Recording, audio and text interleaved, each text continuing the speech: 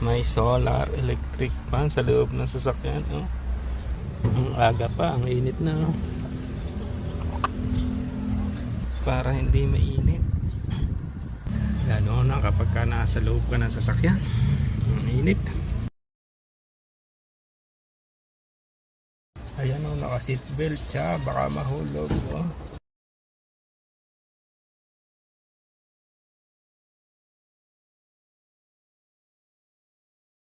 Naka-electric fan sa sasakyan. Lalo na kapag ka nakaparking na ganito.